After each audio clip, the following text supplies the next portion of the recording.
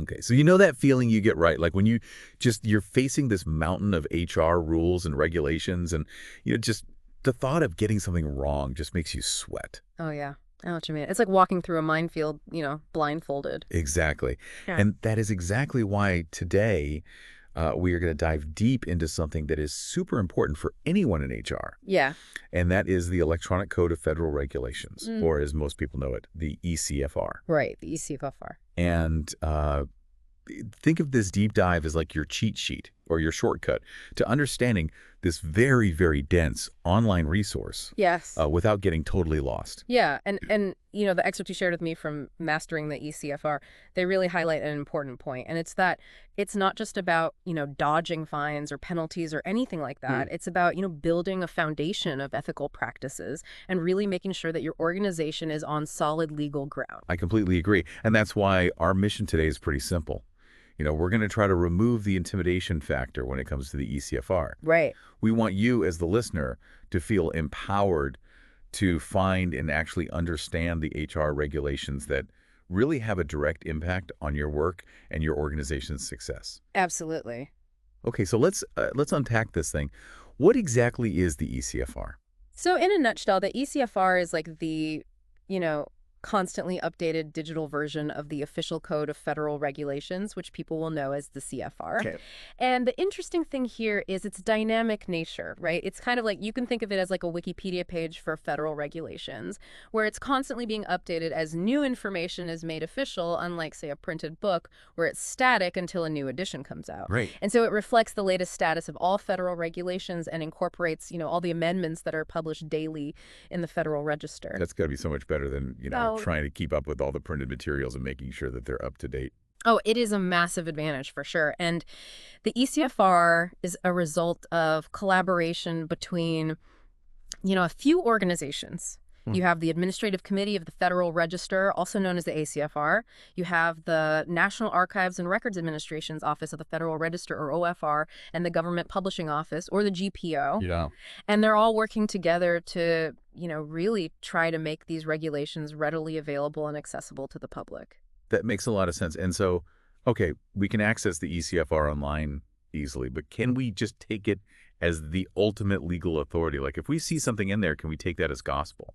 So you bring up a really important point there, which is that while the eCFR is, an incredibly valuable and current tool, it's not the official legal edition of the CFR. Okay. So for definitive legal research, right, particularly when you're making critical decisions with legal implications, you really need to cross-reference that information with the official print version of the CFR, the Daily Federal Register, and the list of CFR sections affected, which is also known as the LSA. And some HR professionals might be tempted to just rely solely on the eCFR for speed, but that can be, pretty risky legally. Yeah, absolutely. And so just to clarify, the eCFR is great. It's up to date. But for the real legal truth, we need to do some extra digging. Exactly. But you did mention that the eCFR is updated daily, which is pretty amazing. So I imagine that's got to be a huge benefit in terms of just staying ahead of the curve. Absolutely. I mean, just compare that with the print CFR, which is updated annually. And actually, it's on a staggered schedule across its various titles, which means that some volumes can be quite out of date by the time they're actually published. Right. So the eCFR's daily updates allow HR professionals to stay agile and informed, much more quickly. Yeah, that makes a lot of sense. Okay, so now we know what the eCFR is and what it isn't. But it does have this reputation for being incredibly complex. How is it all organized? It's true. It can seem a bit daunting at first glance, but it is actually organized in a very structured, hierarchical manner, moving from very broad categories down to very, very specific detail. So at the highest level, you have 50 broad subject areas, which are called titles. Okay. And each title covers, a very wide domain of federal regulation. So, for example, like Title 29, that's the one for labor, right? Exactly. Right. And then those titles are divided into chapters, and usually the chapter name will indicate the specific federal agency that's responsible for administering those regulations. And then within each chapter, you'll find parts which dive into particular regulatory areas. Gotcha. And, if it's a particularly large part, it might be subdivided further into subparts for even more detail. And then finally, at the most granular level, you have sections. Section. And these are like the individual foundational units of the code. Okay, so I think I'm starting to understand the structure here. Right. But it's when you see those citations, right, it's like a jumble of numbers and letters, and that can be very intimidating. Is there like a key to understanding that system? Yeah, so there are definitely established conventions, and Title I of the CFR actually outlines the standard organizational structure and how citations are formatted. Okay. So titles are always indicated by Arabic numerals. Okay. Chapters use Roman capital letters. Okay. Subchapters and subparts use capital letters. Gotcha. And sections are identified by Arabic numerals following the part number, often preceded by the section symbol, which is that little section symbol. Okay. So you might see a citation like section 21.55. 21.15, Yep. exactly. Yeah. And understanding that numbering system is really fundamental to being able to efficiently locate the information you need. And like we were talking about, the chapter names often give you a good clue about which agency is responsible, Okay. which can really make your search a lot faster.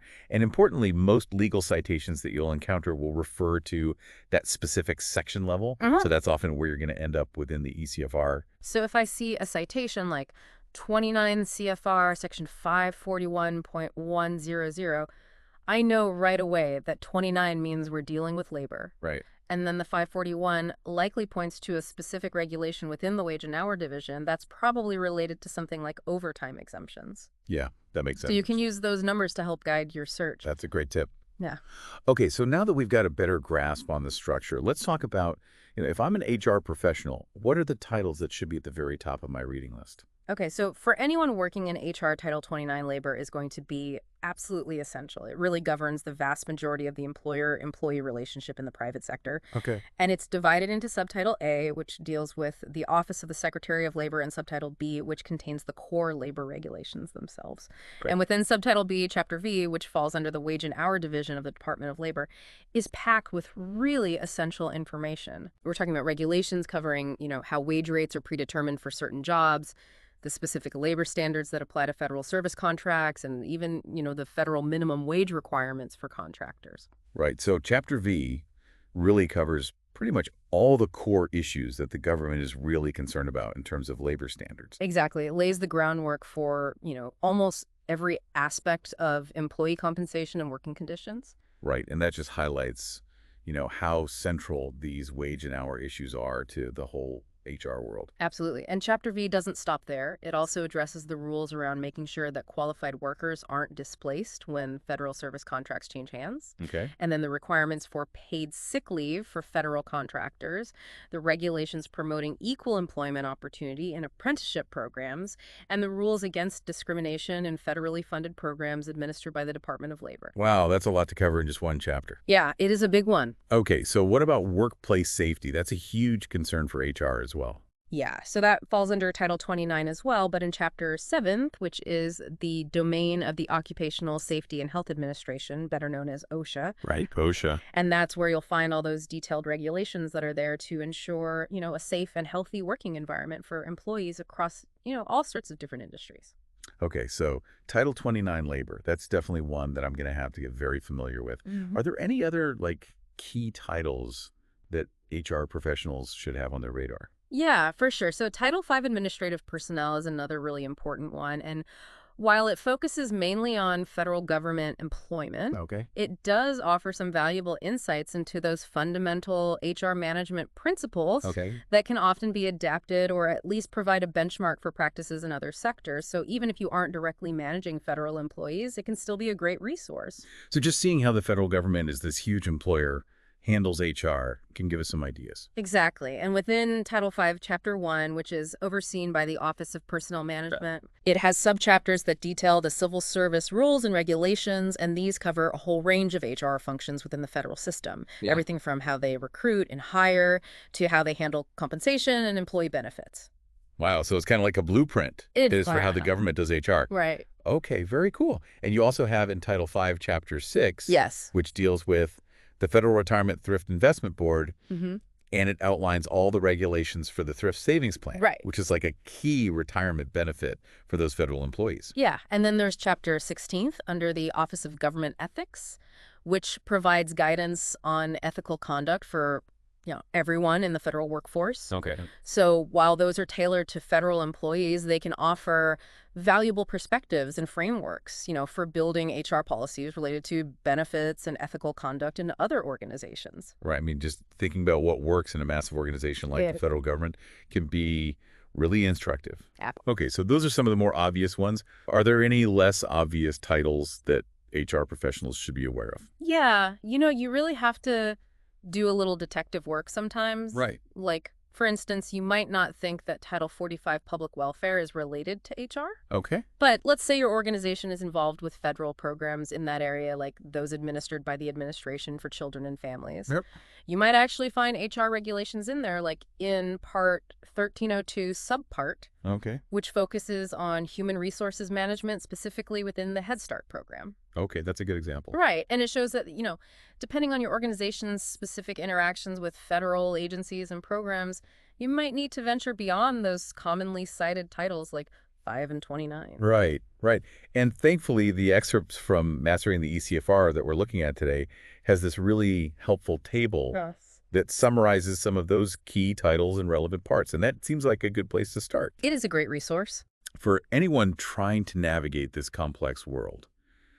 Okay, so it seems like the eCFR touches on pretty much every stage of an employee's journey in an organization. It really does. I mean, if you think about the entire employment life cycle, the eCFR, with Title 29 playing this central role, Right. provides regulations that apply at pretty much every stage. Wow. And as we were discussing, Chapter 5 of Title 29 details all those essential employment standards covering everything from, minimum wage overtime pay calculations to the specific labor rules that govern different types of contracts, like federal service agreements and federally funded construction projects. Right. And all of that is really about making sure that employees are being compensated fairly and that the basic working conditions are met. Exactly. It's setting those ground rules for a fair and ethical workplace. And then, of course, Title 29 also covers workplace safety with OSHA.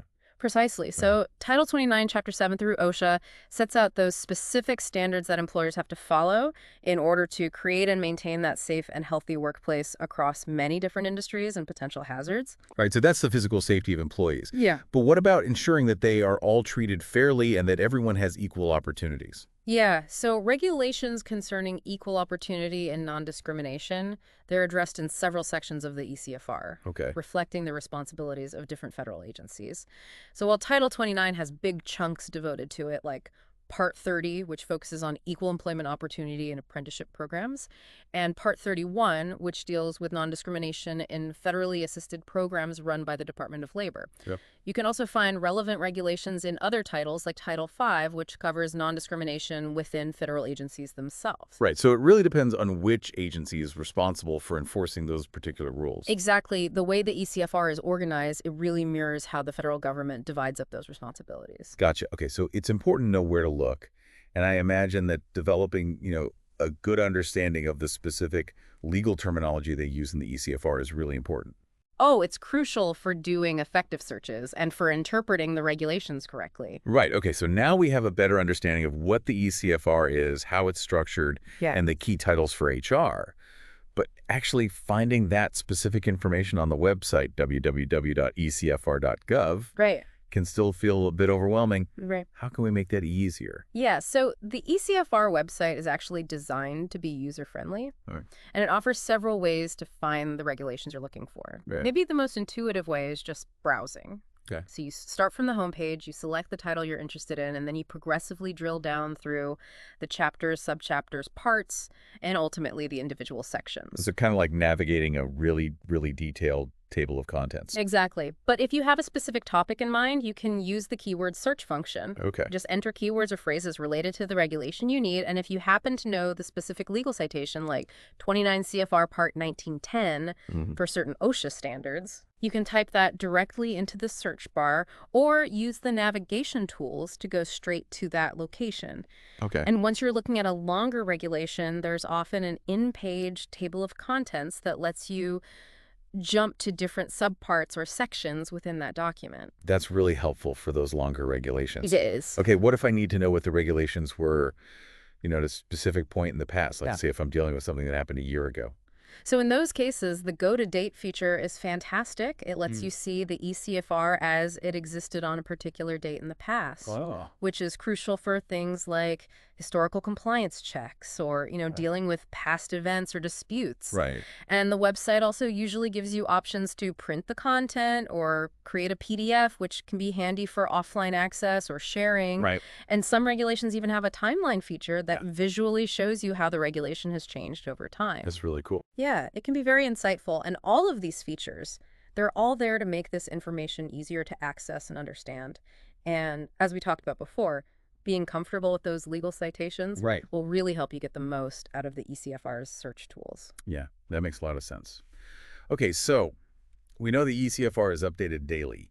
How can HR professionals stay on top of these changes without spending hours on the website every day? Yeah, it can be a challenge, right? But being proactive is key. So, regularly checking the eCFR website, focusing on those titles and parts that are most relevant to you, is a good starting point. Okay. And a lot of the main pages for each title will have recent changes links Okay. that give you a quick overview of what's been updated. Okay, so are there any ways to get notified about those changes automatically? Yeah, so you can subscribe to email alerts from the Federal Register or from those specific agencies that oversee, those HR regulations that you're really interested in. Right. And that's a really good way to get updates as they're published. Another great resource for tracking changes to specific CFR sections is the List of CFR Sections Affected, or the LSA. Right, the LSA. And you can find that on the Federal Register website, www.federalregister.gov, Okay. and on GovInfo, which is www.govinfo.gov. Okay. And these tools can really help HR professionals stay up to date and ensure they're in compliance.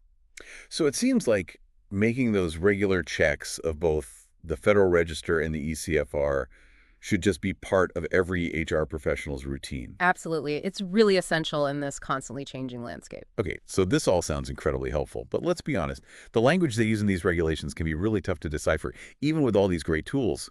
Are there any resources out there that can help simplify things for HR professionals? You're absolutely right that legal jargon can be a major obstacle, but luckily there are some great external resources that can make it a lot easier. Okay, great. So professional HR organizations like SHRM, they often publish summaries, analyses, explanations of key regulations in plain English, which can be very helpful for HR folks who don't have a legal background. Okay. And then legal news websites and law firms that specialize in employment law, they'll publish articles, blog posts. They even host webinars that give you insights and updates on regulatory changes. That's great. And on top of that, government agencies themselves will put out simplified guidance documents, FAQs, and fact sheets on their websites Right. to help employers understand what they need to do. So it's like they're giving you a plain English translation of all that legal stuff. Right. But one thing I do want to emphasize is that while those secondary sources are great for getting a general understanding, it's super important to rely on reputable sources and to always double check that information against the official text in the eCFR, Okay. just to make sure you're not misinterpreting anything. Right. And the eCFR website itself actually has a reader aids section that might offer some user support and guidance. Okay, great. So if we put in the time to really learn the eCFR, what are the benefits for HR professionals and their organizations? The benefits are huge, for one thing.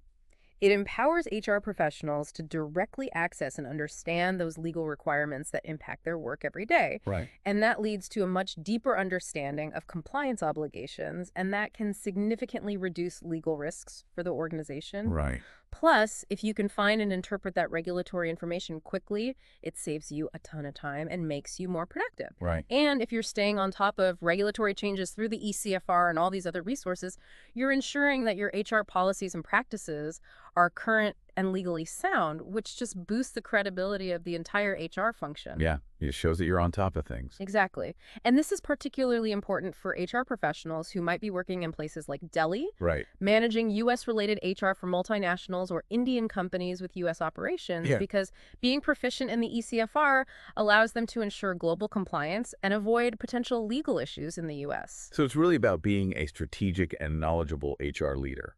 Absolutely. It demonstrates that you're committed to doing things the right way and that you can navigate complex situations. This deep dive has been so informative. It's clear that the eCFR, even though it can seem a bit scary at first, Right. is an essential tool for anyone in HR. It really is. It's the main gateway to understanding those crucial rules that govern the workplace, and mastering it is key to ensuring compliance, managing legal risks, and just creating a work environment that's both legally sound and ethical. And we've covered so much today what the eCFR is and what it isn't, the way it's structured.